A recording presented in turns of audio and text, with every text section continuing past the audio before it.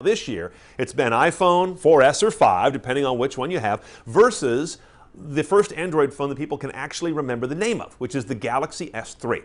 Not that the name is all that memorable, but this phone got so popular that it actually became what we call a hero device for the Android world, which means there's one device that people can look at and say, okay, that is an Android phone. And they can remember it by name. The iPhone, everyone always knew, oh yeah, the iPhone. You want an iPhone, you'll get an iPhone. It's real simple. But for Android, there wasn't one of those. That's why this is so important. On top of that, it's a great phone. In terms of 4G, super fast networking, it had that long before the iPhone. Big screen, long before the iPhone, and still much bigger. Thin and light, absolutely. There's almost nothing, in fact, literally nothing that it gives up to the iPhone, and it ranks right there neck and neck with the iPhone 5, which is quite an accomplishment. The iPhone 5 is still a killer phone, but for the first time, there's an identifiable icon that competes with the iPhone, which we never had before. So Galaxy S3 was an absolute rock star this year. I personally like the Nexus 7 because it's a little smaller, it fits in any pocket. The iPad mini is about an inch bigger, it's almost 8 inches, and it fits in most pockets, but not all. And the other wrinkle in tablets that was interesting is this new Microsoft Surface, which is a big tablet and kind of big on price, but it's the first tablet that we've found that can possibly replace your laptop. No other tablet can do that. The iPad is not a laptop replacement, no way. This new Surface can be. Computers are getting a lot of pressure from mobiles. Obviously smartphones and tablets combined. Each of them will already or soon will outsell personal computers, let alone combined. So computers are under pressure. They're becoming relatively uninteresting.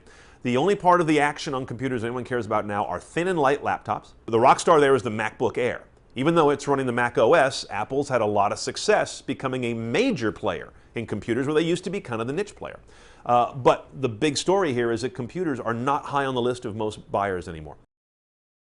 I recommend cheap if you buy an e-reader, because most of us already have a laptop and a tablet, or a laptop and a smartphone, or a laptop and a tablet and a smartphone.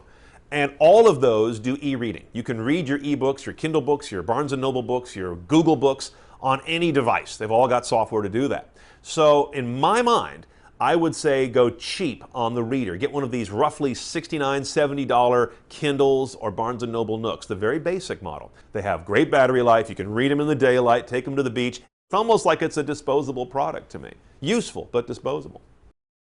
The plasma technology is hanging on remarkably well because it innately does certain things better than LCD possibly can. And here's the key. Plasma does black well. The key to a television, in many ways, is how does it show black? If you can get black right, everything else falls into place, roughly speaking. So plasmas actually do that well, so the colors pop. I mean, it's very simple. Try it at home. Put on a black shirt or sweater and then put any color over it. It looks great. It pops in relationship. The TV works the same way.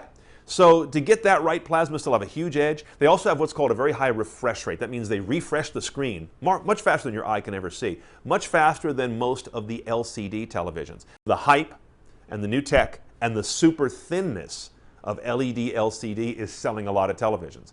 That doesn't mean they're the best picture, though, or the best value.